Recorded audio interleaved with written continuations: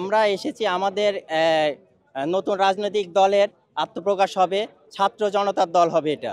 এটা ছাত্র জনতার দুঃখ বেদনার কষ্ট বুঝবে। ছাত্র জনতার তাদের মনের আশা এই দলের মাধ্যমে প্রকাশ করবে, প্রয়োগ করতে পারবে। এজন্য আমরা আসছি। আমাদের অনেক প্রত্যাশা ছিল। আমাদের প্রত্যাশাগুলো না আমরা কোনো দলকেই বললে তারা শুনতো না, কোনো গ্রাহ্য দিত না। তাই আমাদের এই আত্মপ্রকাশ আমাদের নিজস্ব দলের মাধ্যমে আমরা কার্যকর করতে চাই।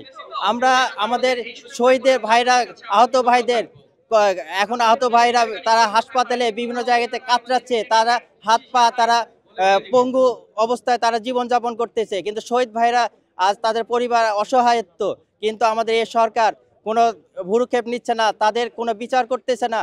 তারা তাদের কি খোঁজ খবর, তারা বলছিল যে আমরা সরকার নতুনভাবে গঠন আসলে তাদের পরিবারের পাশে দাঁড়াবে, তাদেরকে এত টাকা দিবে, অত টাকা দিবে, চিকিৎসার খরচ দিবে, কোনো কাজই করে নাই।